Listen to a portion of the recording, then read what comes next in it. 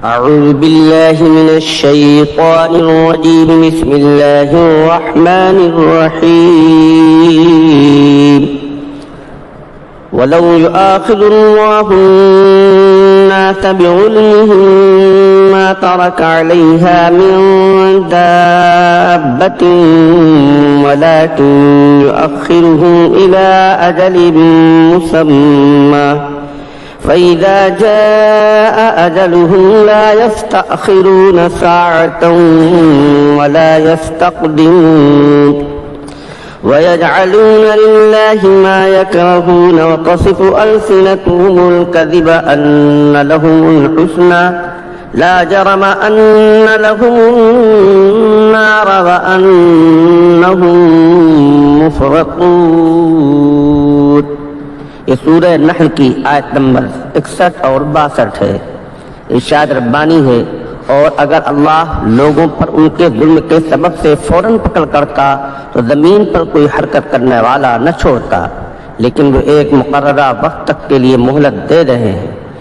پھر جب ان کا وہ وقت آ جائے گا تو اس سے وہ گھڑی بھر بھی نہ پیچھے ہٹیں گے اور نہ آگے بڑھ سکیں گے. اور وہ اللہ کے لیے وہ چیزیں تجویز کرتے ہیں جن کو وہ خود اپنے لیے ناپسند کرتے ہیں، اور اس پر اپنی زبان سے جھوٹے دعوے کرتے جاتے ہیں. اس ساری بھلائی انہی کے لیے. لازمی بات ہے کہ ان کے لیے دوزخ ہے، اور بے شک وہ لوگ سب سے پہلے اس میں بھیجے جائیں گے.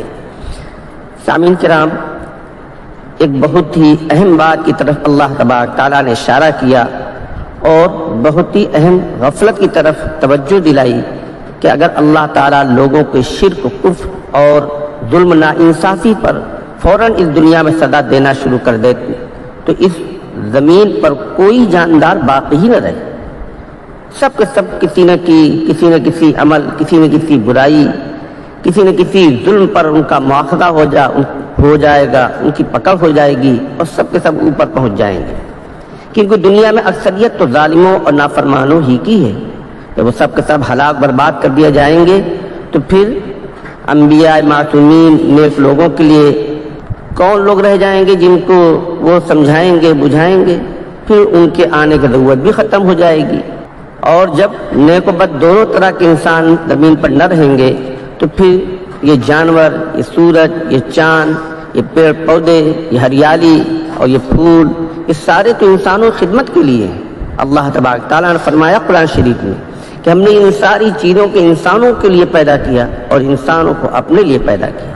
جب انسان کا رہنا ہی نہ رہا، ختم ہو گئے، سب کو کسی نہ کسی ظلم اور کسی نہ کسی جرم کی سزا کے طور پر اوپر اٹھا لیا گیا، تو پھر جو اور دنیا بھر کی چیزیں ہیں اور دنیا بھر کی مخلوقات ہیں، ان سب کا وجود بھی عبث اور بیکار رہے گا اور سب کے سب ختم کر دیے جائیں گے.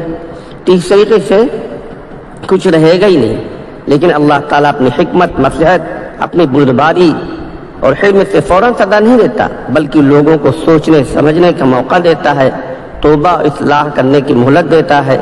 ہاں، جب مہلت ختم ہو جاتی ہے تو ہر ایک کو اوپر اٹھا لیا جاتا ہے. وآخر دعوانا الحمدللہ رب العالمین.